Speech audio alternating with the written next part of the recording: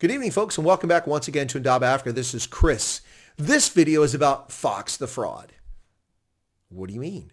What am I talking about? Fox the fraud. You know, the captured news network, once known as Fair and Balanced, that has become so far in the tank for the left side of the political spectrum that it bears mentioning on almost a daily basis the fraudulent, fair and balanced tagline of Fox News.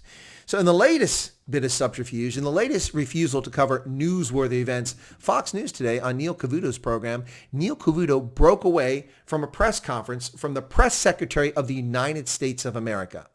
Kayleigh McEnany was giving a press conference talking about how the Trump campaign was pursuing charges of voter fraud in a number of cases around the country.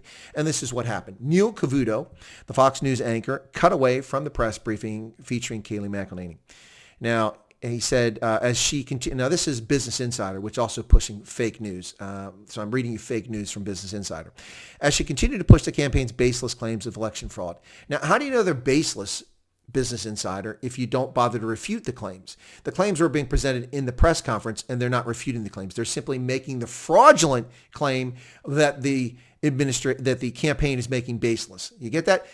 Business Insider is making a fraudulent claim that the Trump campaign is making baseless claims of voter fraud. How can you claim they're baseless when you don't refute them? You have to refute them. You can't just say they're baseless. Of course they're not baseless. This is what Cavuto said. She's charging the other side as welcoming fraud and illegal voting. Unless she has more details to back that up, I can't in good countenance continue to show this. Well, how do you know if she has more evidence, Neil, when you cut off the press conference and left? What the hell is that? Do you not see the hysterical irony of your statement? Do you not see that? Unless she has more details to back that up, I can't in good countenance continue to show this. Well, then how do we know if she has more details? You're a fraud. You, the gentleman who's had severe health issues, and we, the audience, have backed and supported you with empathy and watched your channel and listened to you objectively over the years. Yet this is fraudulent. This is fake news. You can't listen to what she has to say unless she has more details. Well, how do we know if she has more details when you cut her off? What a fraud. What an absolute fraud. Not so fast, Cavuto says. McEnany said the following: we want every legal vote to be counted. Echoing President Trump's unsubstantiated assertion that votes for President-elect Joe Biden are illegal. How is it unsubstantiated? They were producing the evidence there. They have affidavits from numerous whistleblowers, as they mentioned, in Detroit, in Philadelphia, and other places, in which they were told to violate election law. Now, let me just clue you in there, unsubstantiated Business Insider and Neil Cavuto. When someone signs an affidavit, that's a legal document. They can be prosecuted for fraud. And in this case, with election tampering, which includes federal statutes of felony convictions.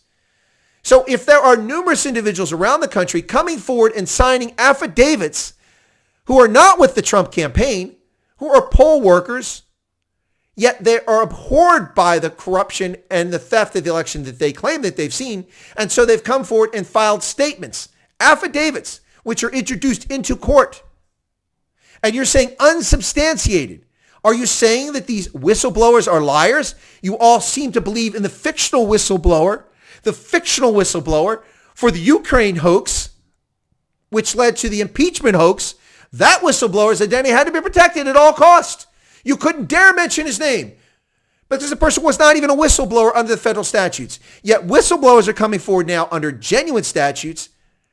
And Kayleigh McEnany was introducing this evidentiary information. And Neil Cavuto determined that he couldn't countenance it any longer. He had to cut away. Fox the fraud, ladies and gentlemen, the captured news network. No, not CNN, Fox News Network, the fraudulent news network. Trump has refused to concede and is rejecting results. Well, gee, I wonder why with all this fraud going on. And Business Insider leaves the video with the following comments at the end. They leave their report on this Neil Cavuto breaking away from the video. Though voter fraud is extremely rare in the U.S., the president for months baselessly claimed that expanded access to mail-in voting amid COVID-19 pandemic would lead to widespread fraud in the election. How can he baselessly say that if it hadn't happened yet? It was his analysis and his claim. Now we see evidence of it and people coming forward with affidavits.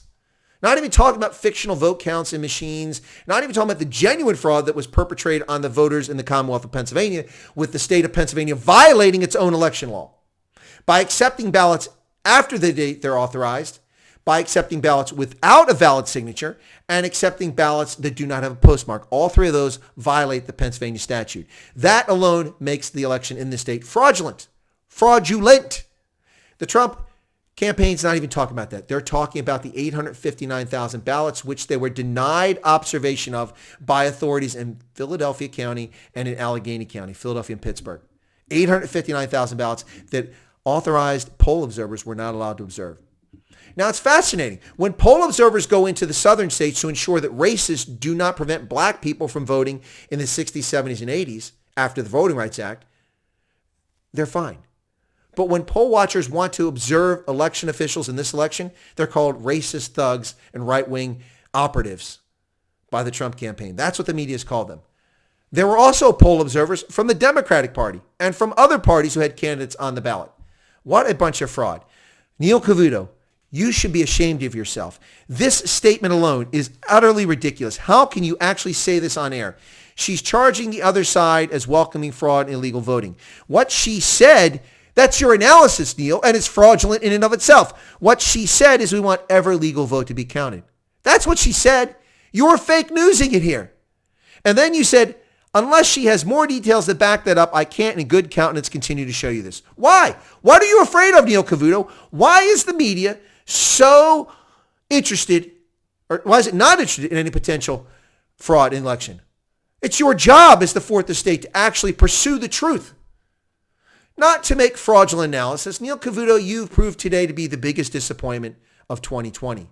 And that's saying a lot in the year of COVID. That's saying quite a bit. I thought Fauci was a big disappointment, but I've trusted you implicitly for years. How much other stuff have you faked on us, Neil Cavuto? How many other things have you twisted and we trusted you? I feel like somebody used to watch Walter Cronkite only to find out that he was a fraud. How sad it is. Fraudulent news, fake news, Fox News. So sad, so sad. Unbelievable, folks. The Fox News network is dead. It is dead. Do you honestly think people are going to keep watching a network that is so obviously patently biased for one side? You were accused of being patently biased for conservatives for years. Not true, except for your opinion programs, which were obviously like Sean Hannity and maybe even Bill O'Reilly at one point. But unless she has more details to back it up, how will we know what the details are when you cut the stream off? You cut the video feed of the press secretary of the United States. Fake news, fraudulent reporting. Neil Cavuto, disappointment of the day. Wow. Wow, wow, wow. Folks, if you're not a subscriber to Chris White Africa, I ask you to take a moment, become a subscriber by smashing that subscription button right down there. And be sure to toggle the bell icon to get notified of any future updates and videos that I post, as well as live streams and interviews of people of interest. And finally, I ask that you smash the like button because likes drive viewership. And with Fox News proving to be feckless and unreliable and more opinionated, we have to find other voices out there to tell the truth. Whether there was voter fraud or not is an open question. The fact that the news media has no interest in investigating this or even questioning it is very, very odd indeed. Is it not? Folks, no fraud, a history of little fraud in elections. Is that what they said here? Voter fraud is extremely rare in the U.S. Really?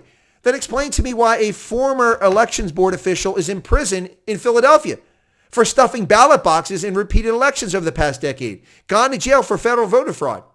Explain to me how the city of Newark, which held its primary vote in May, the city of Newark itself determined that 20% of the mail-in ballots in May in a primary election were fraudulent. If that's the kind of fraud we saw in a primary, what do you think has happened in the May election? That was the city of Newark. Why is the city of Newark not talking about voter election fraud now? There's no way they went magically from 20% voter fraud with mail-in ballots in May to having 100% legitimate ballots in November. Not a single story on the city of Newark. Ladies and gentlemen, there's all kinds of fraud going on here. All kinds of fraud going on here. And why the news media doesn't want to know about it is particularly troubling. How so quickly they are to throw shade on the Trump campaign and declare Joe Biden the winner. By the way, he's not the winner until the Electoral College convenes. Thanks, folks. Take care.